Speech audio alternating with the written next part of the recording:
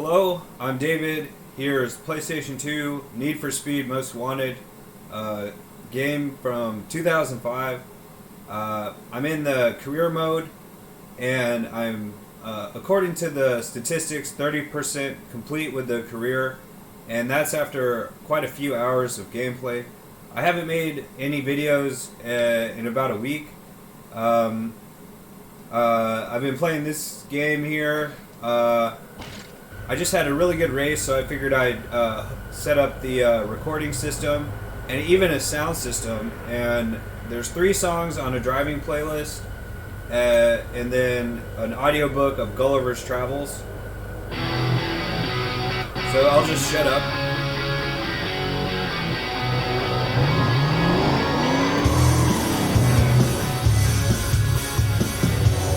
This is Rockport. Oh.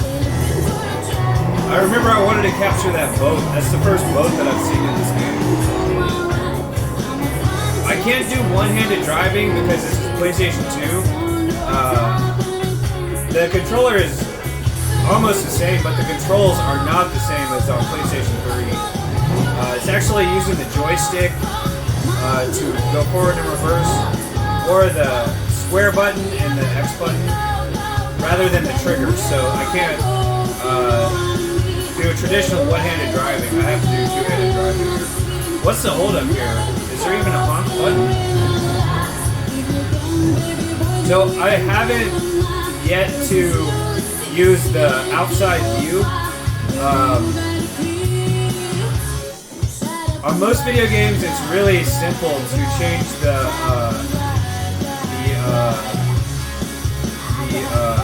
camera.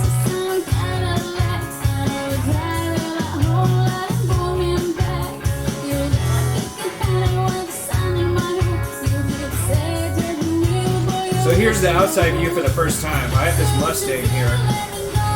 What's the holdup over here?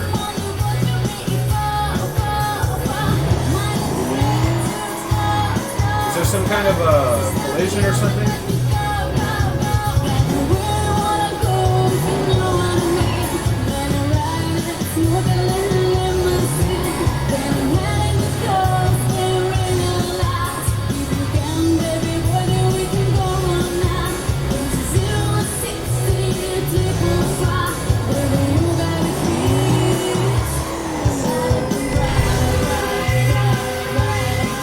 What's the problem here? There's some kind of a holdup.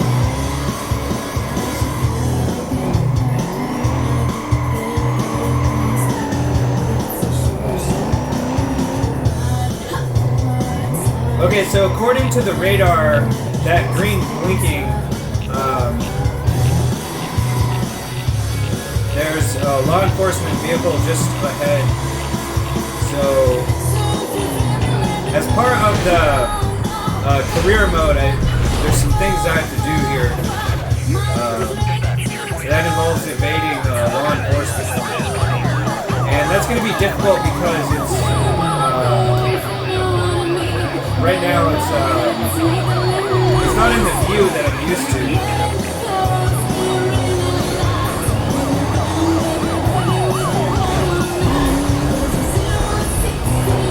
I think this song is just about over.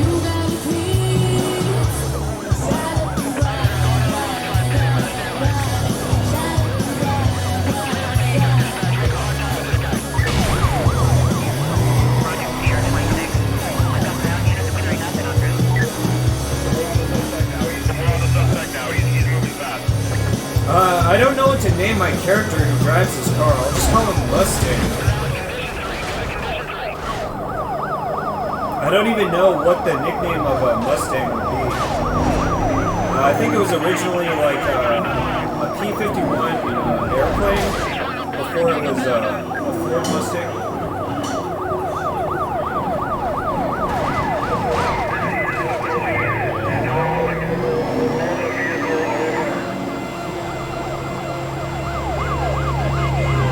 So I think there's 3 more songs before the audiobook.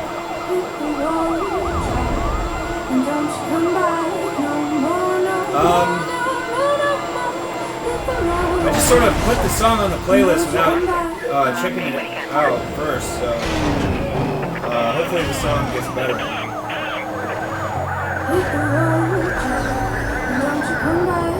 Okay, going back into... I'm just going to go ahead and skip. Hit the road, Jack, and don't you come back no more.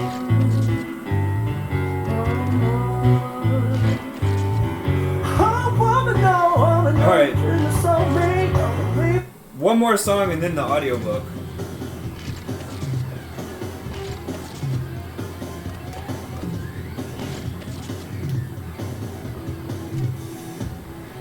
I'm gonna turn the volume up over here. Put your fucking hands up!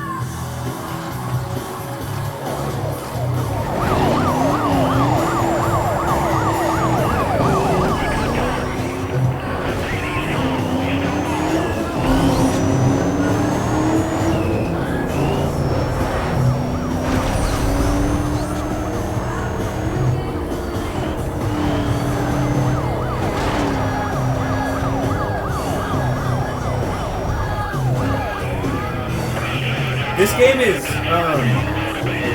highly seizure-inducing.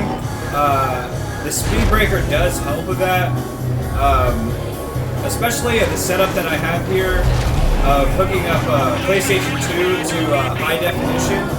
It sort of makes it worse. One thing that I found really helps is during races, if I let the cars go ahead of my car right up until the very end, then it really helps. I used to always try to be in first place because, you know, theoretically, in real life, that's how it should work, but in video games it's different. Video games have something called self-adjusting difficulty, and so when cars are trailing really far behind, they get an extra boost. That has, you know, that's for both computer players and regular human players.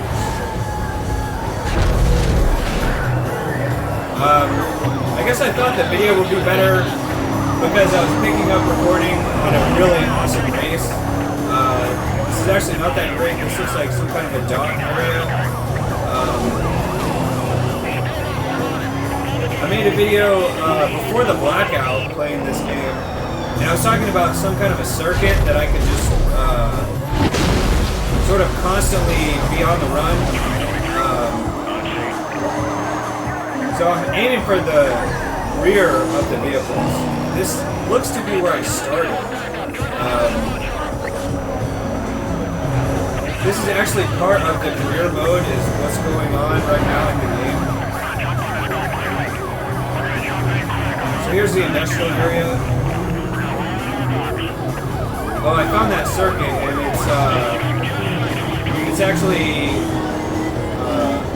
I don't know, I'll show it on the map. Is that same boat from earlier? I think it is. So, they're still on my tail, and my character's name is Mustang.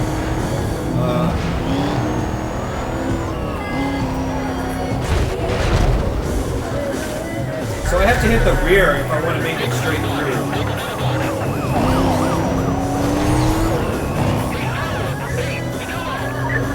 When I say me, I mean Mustang.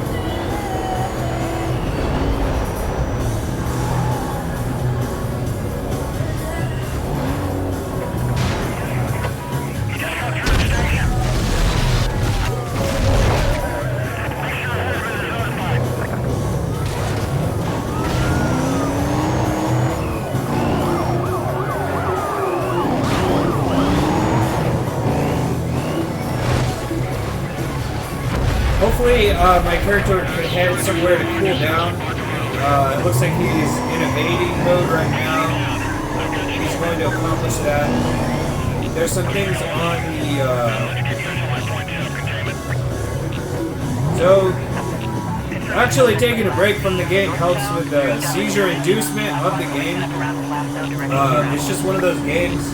Not all of them have that.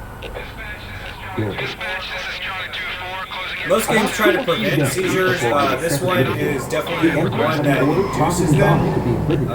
Took a fancy at diverting himself in a very singular manner.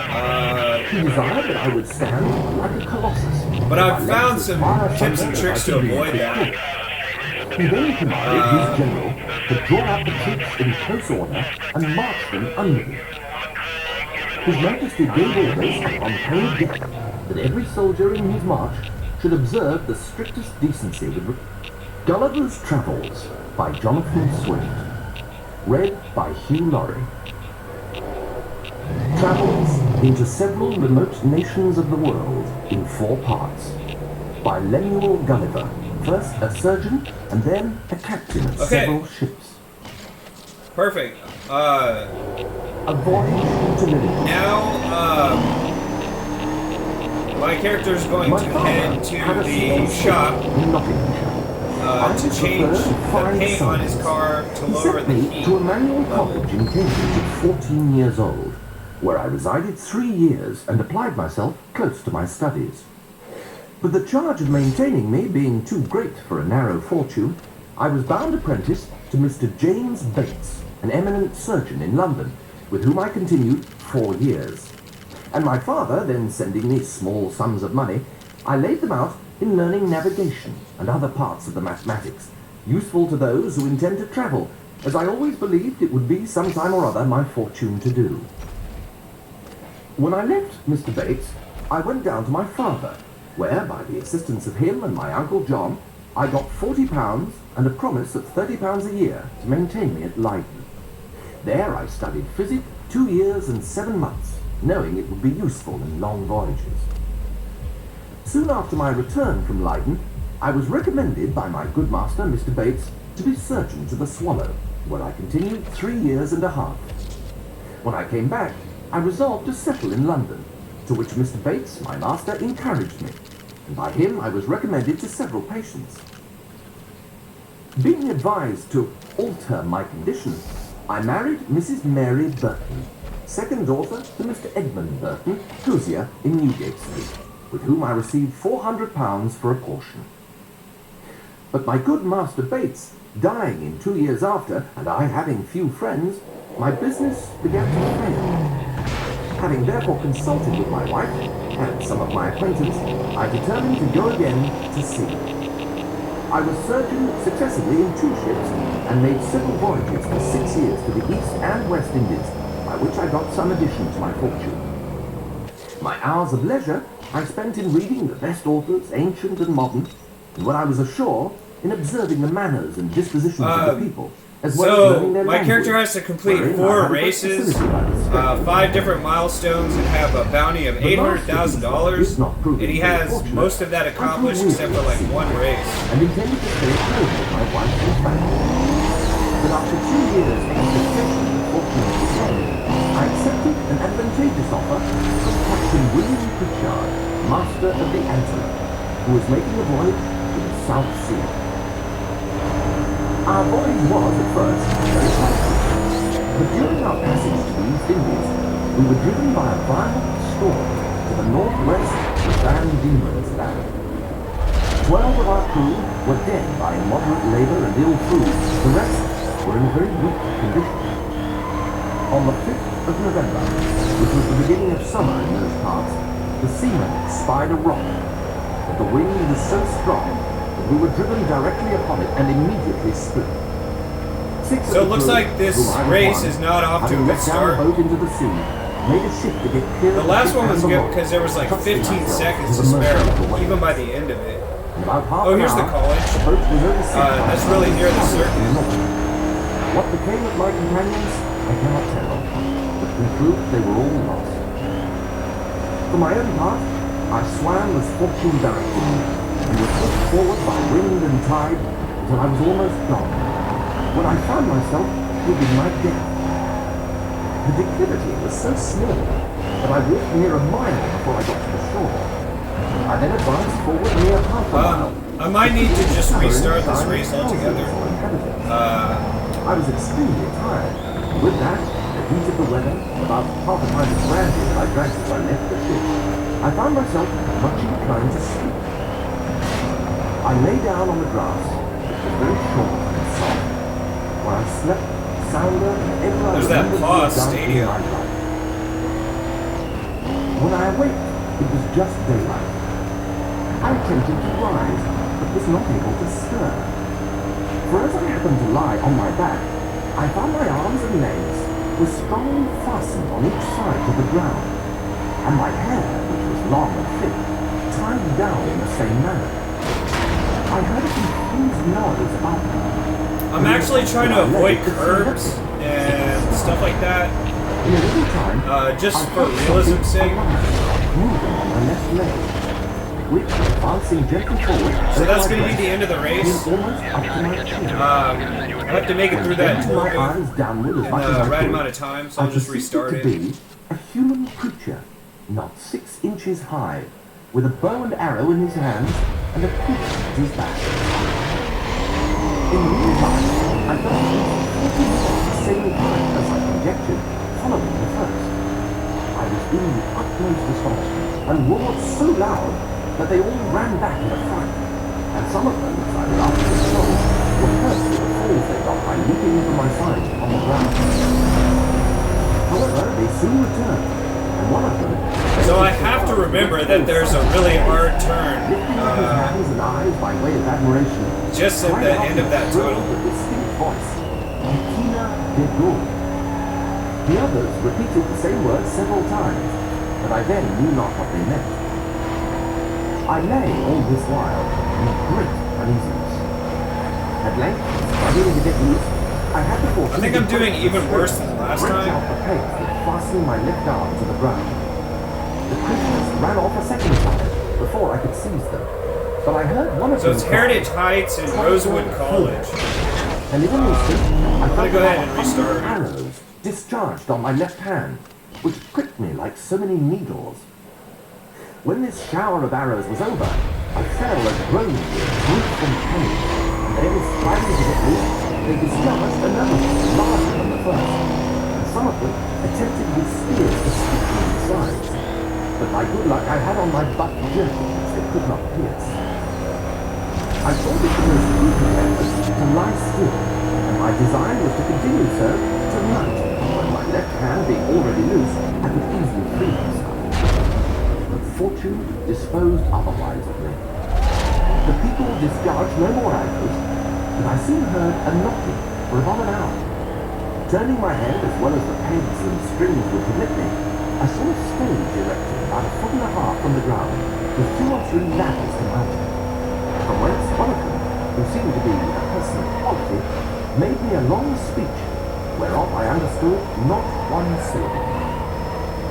I should have mentioned that before the principal person began his oration, he cried out 3 times, "Langlo Del," whereupon about 50 of the inhabitants came and cut the strings that fastened the left side of my head, which gave me the liberty of turning it to the right, and observing the person that was to speak. He appeared to be middle-aged and taller than any of the other 3 who attended him. He acted every part of an orator, and I could observe many periods of threatening and others of promises, pity, and kindness.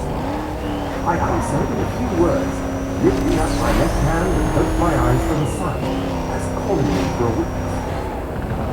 Being almost famished with hunger, having not eaten a morsel for some hours before I left the ship, I found the demand for meal so strong upon me that I could not forbear showing my impatience, perhaps against the strict rules of decency, by putting my finger frequently to my mouth to signify that I wanted food. The Purgo, for so they call a great lord as I afterwards learned, understood me very well. He descended from that stage and commanded that several ladders should be applied to my sides.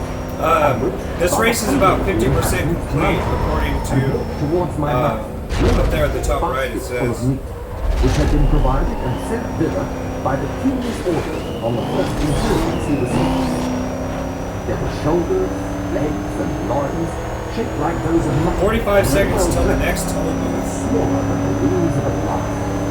I ate them by 2 or 3 at a mouthful, and they supplied me as they could, showing 1,000 marks of wonder and astonishment for my thought and appetite. I then made another sign that I wanted drink, and being a most ingenious people, they flung up, with great dexterity, one of their largest hogsheads, then rolled it towards my hand, beat out the I dragged it off at a draught, which I might well do, for it did not hold half a pint, and tasted like a small wine of Burgundy. Much more delicious.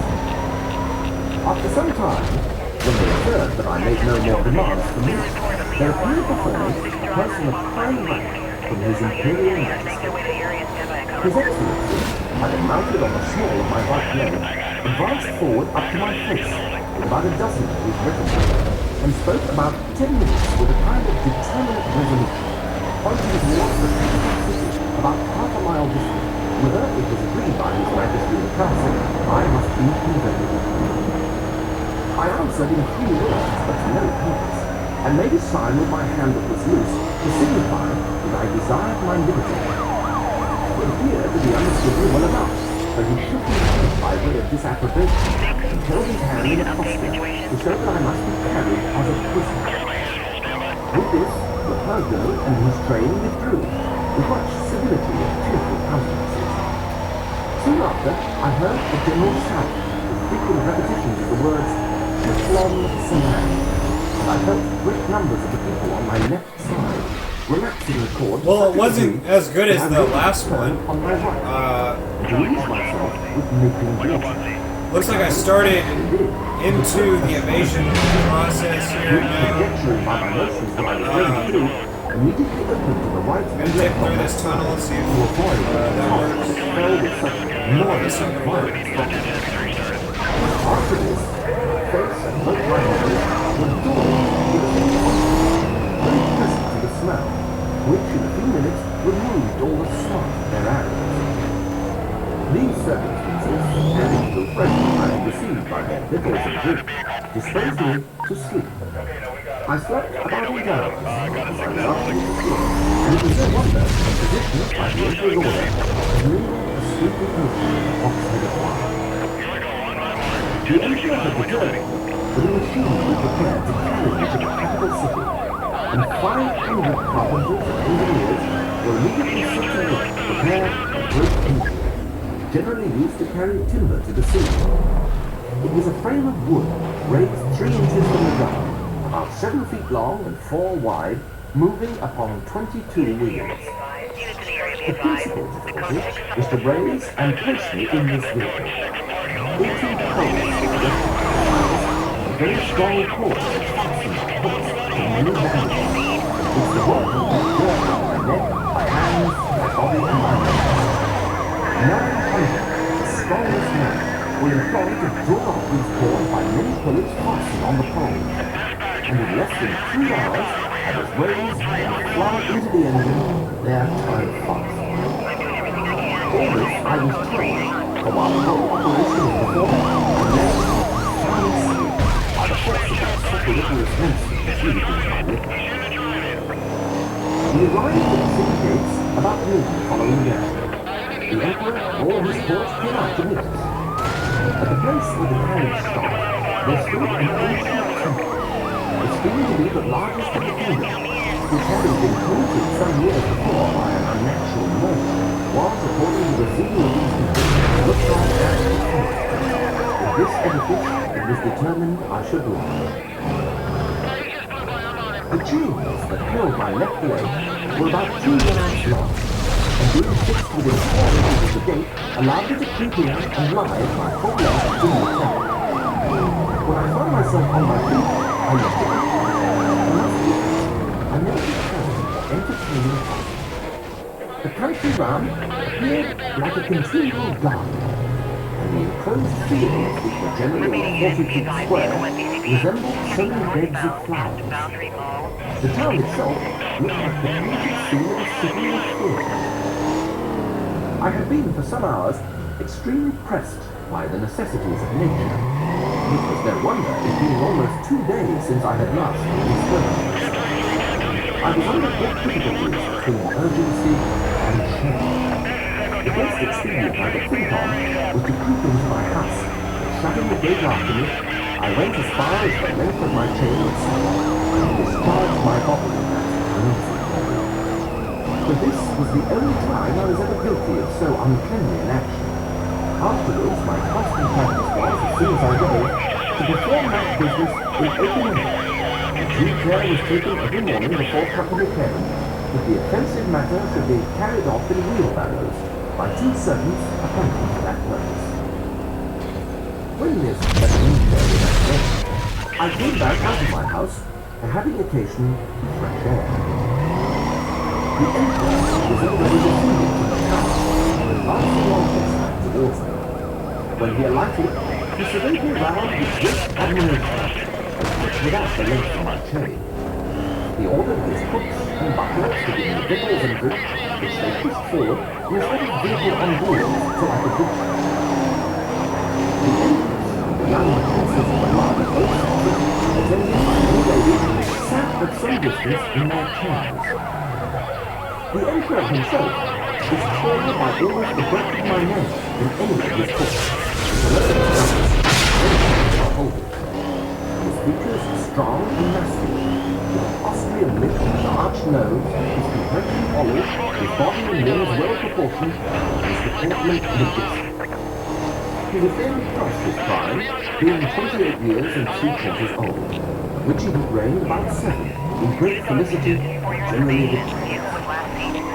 His dress was very plain and simple, fashionable between the Asiatic and the European. He held his sword drawn in his hand, to defend himself by an atom break loose. His voice was shrill, but very clear and articulate, and I could distinctly hear it when I stood up. His Imperial Majesty spoke often to me, and I returned answers, but neither of us could understand a syllable. There were several of his priests and lawyers present, as I conjectured by their habits, who were commanded to address themselves to me, and I spoke to them in as many languages as I had the least smattering of, which were High and Low Dutch, Latin, French, Spanish, Italian, and lingua franca, but all to no purpose. After about 2 hours, the court retired, and I was left with a strong guard to prevent the impertinence of the rabble, who were very impatient to crowd about me as near as they durst, and some of them had the impudence to shoot their arrows at me as I sat on the ground by the door of my Impudent house, Fools! whereof one very narrowly missed my left eye. But the colonel ordered 6 of the ringleaders to be seized and bound into my hands. I took them all in my right hand, put 5 of them in my coat pocket, and Mitsubishi! and made a countenance as if I would eat him alive. The poor man screamed, and the colonel and his officers were in much pain, especially when they saw me take out my penknife. But I soon put them out. For looking mildly... So what I do is, I actually tail them on purpose. When there's another racer, you know, depending on how fast I want the race to be, it's a lot easier to let them go first. I've found, and a lot less likely to make me like shudder. I lay on the ground and continued to do so about a foot. During this time, the emperor gave orders to have a... Because no matter how awesome I drive and intensely and how far ahead I get, they always have some sort of program that catches them up to me and frequently passes me at the last turn. And it's more entertaining to look at that other car too, rather than just the open road. Had not provided by several proclamations of orders of state against this inconvenience. In the meantime, the emperor had frequent councils to debate what course should be taken. And I was afterwards assured by a particular friend, some great quality, who was looked upon to be as much in the secret as any, that the court was under many difficulties concerning. They apprehended my virgin niece, that my diet would be very expensive, and might cause a famine. Sometimes they determined to starve. Oh, it's a speed trap.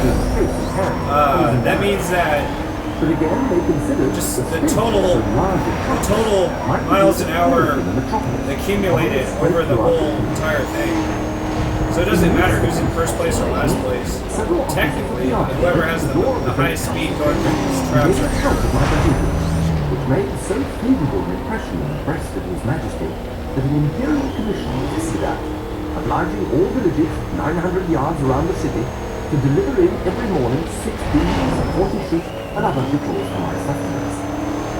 An establishment was also made of 600 persons to be my domestics, who had board wages. So I'm going to kick it into high gear to catch up. Built very conveniently on each side. was likewise ordered that 300 tailors should make me the suit of clothes. After the fact, 300 tailors, Mr. Smith. Jonathan Swift wrote this book. And lastly, that the Emperor's forces should be frequently exercised in my sight or accustom themselves to me. The Emperor and myself began to converse together in some sort, for the first words I learned were to express my desire that he would please give me my liberty, which I every day repeated on my knees. His answer, as I could apprehend it, was I also have, first I must lumos telmin. I don't know. I'm gonna try to take his car.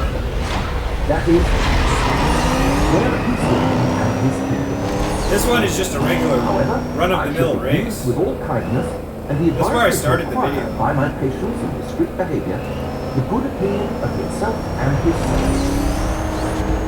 He desired I would not take it ill if he gave orders to certain proper officers to search me, for probably I might carry about me several weapons, which must needs be dangerous things if they answer the thought of so prodigious a person.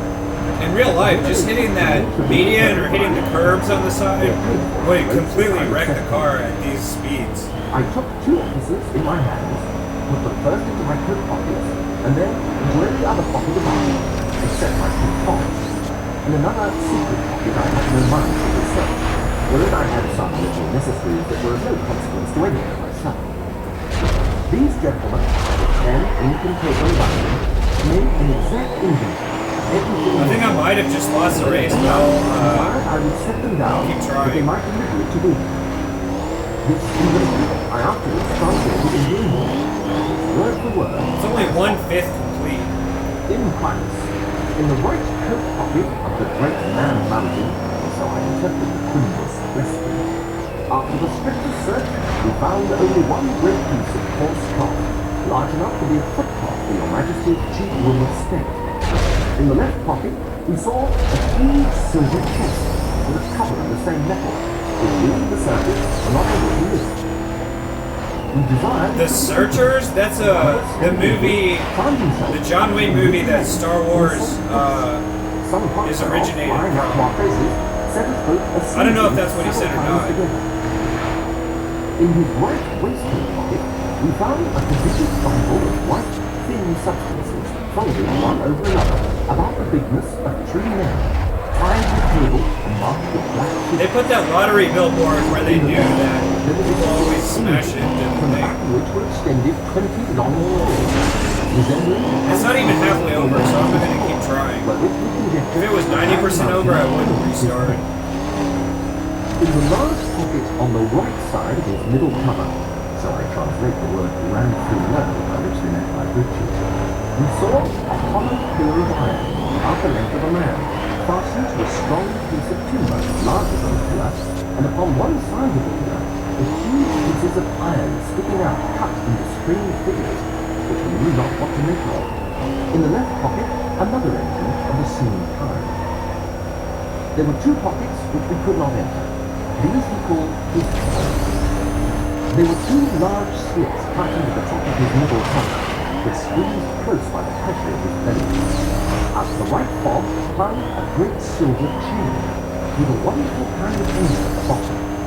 We directed him to draw out whatever was fastened to that chain, which appeared to be a globe, half silver, and half of some strange metal.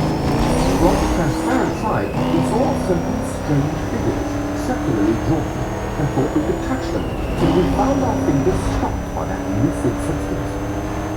He put this engine to our ears, which made an incessant noise like that of a water mill.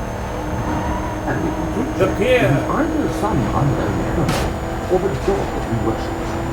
But we are more inclined to the latter opinion, because he assured us, if we understood him right, and he expressed himself very imperfectly, that he seldom did anything without consulting. He called it his honor. He said it pointed out the time for every action of his life. From the left fob, he put out a net, almost large enough for a fisherman. It contrived to open and shut like a purse, and certainly for the same use.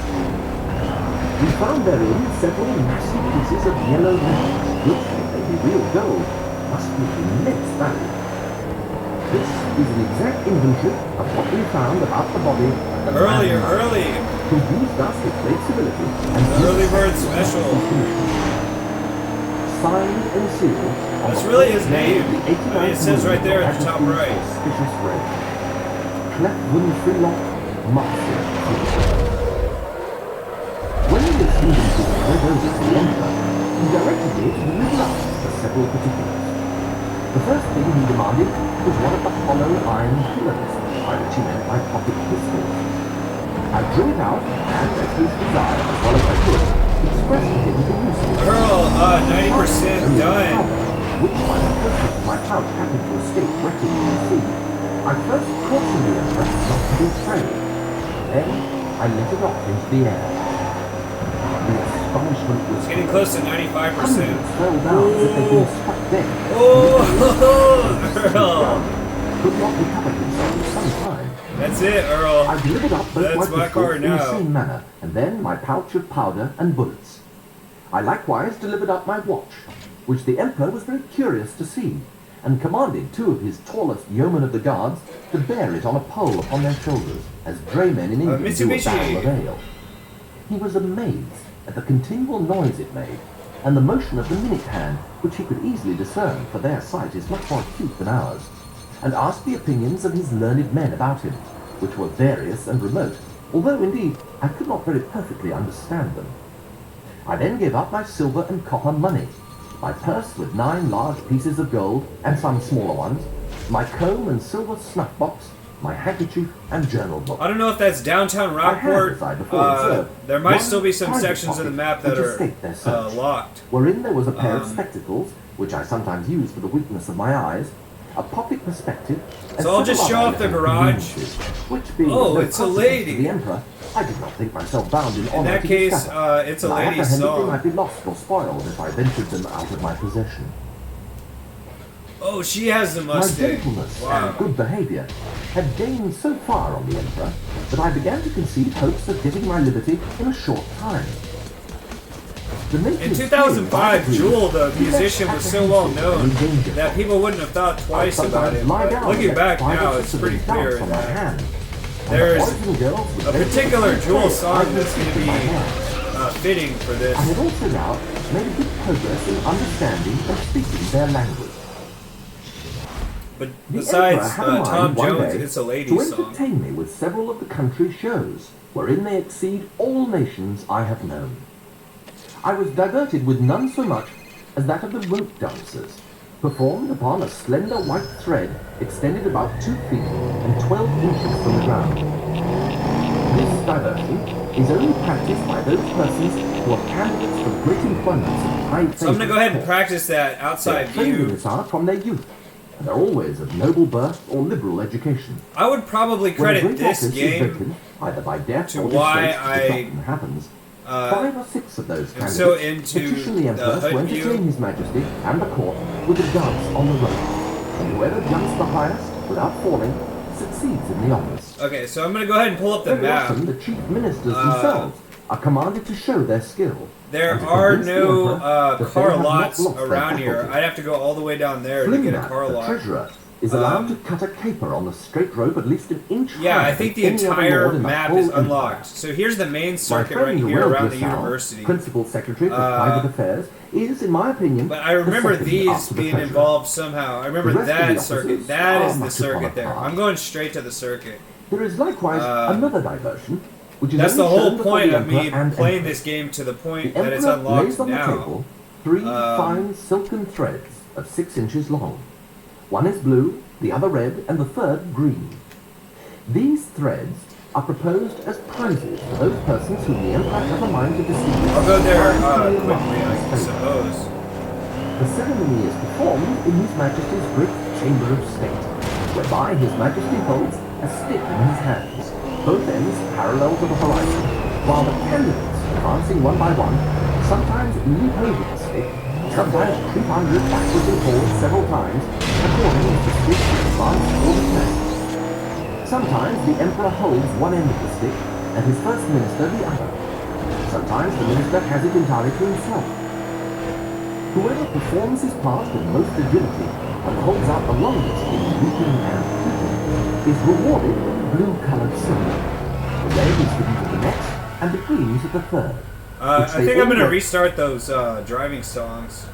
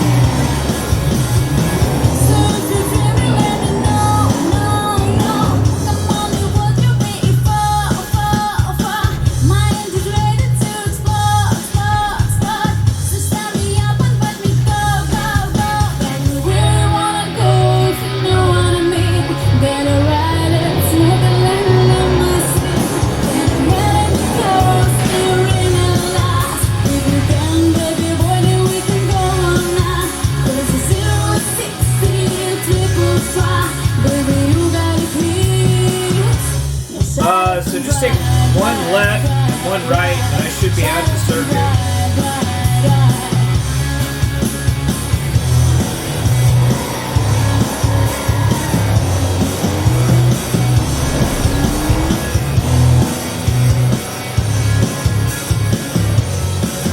I just can't think of another song. I'll just repeat that one.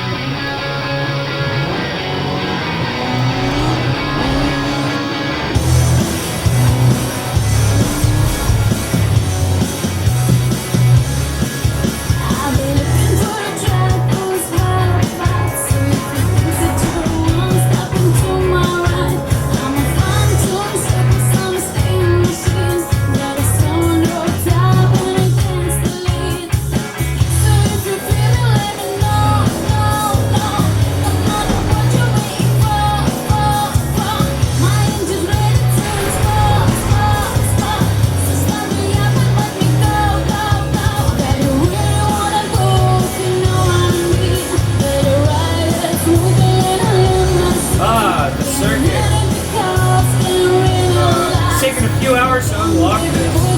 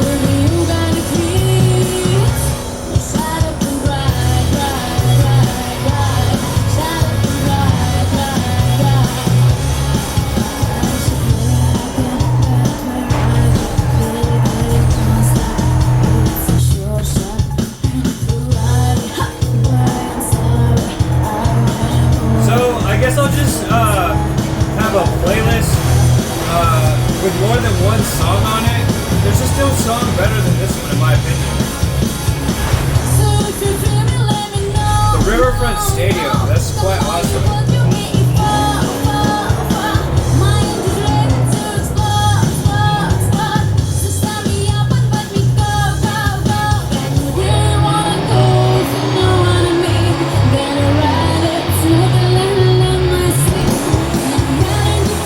My subwoofer speakers just fell down.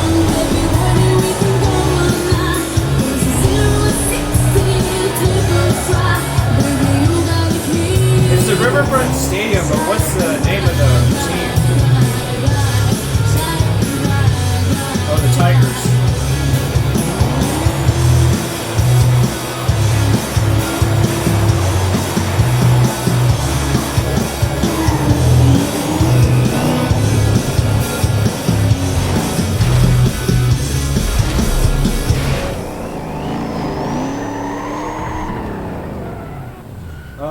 That's all for now, I suppose. So she also drives a Mustang. A Jewel song? No, I'm not gonna worry about it. So I have to complete these milestones.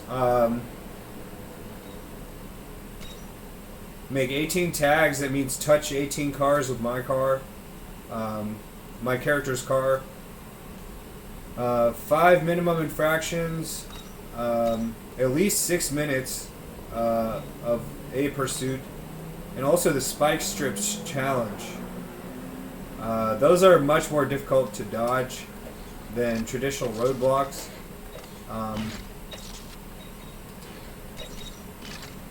Need a $1.1 million bounty, and the current one is almost 900K. And then complete these races, and then hopefully I'll get her car at that point. So I'll go ahead and jump to the safe house to save the game, and maybe even show off some of the other cars that I've got from winning these races.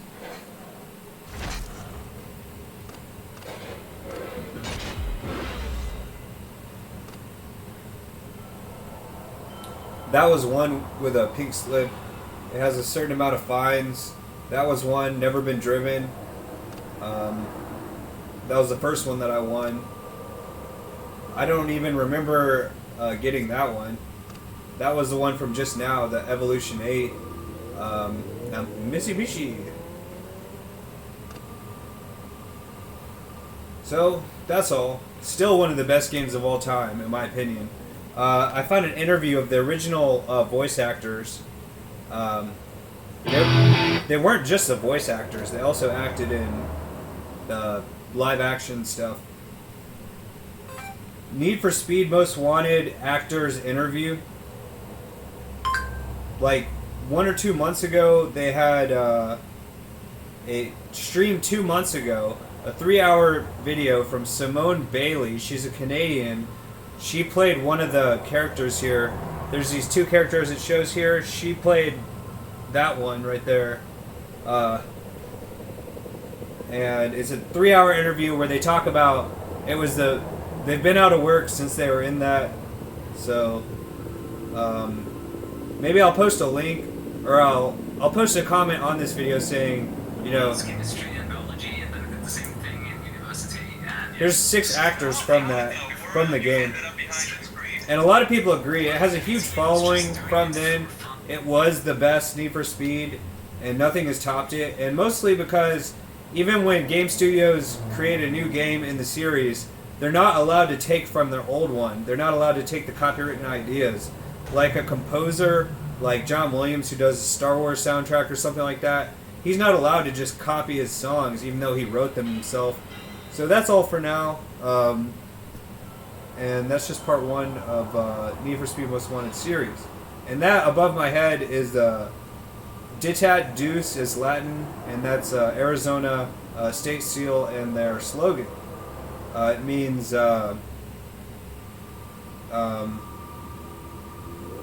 can never remember the exact meaning of that. Okay, but that's all for now.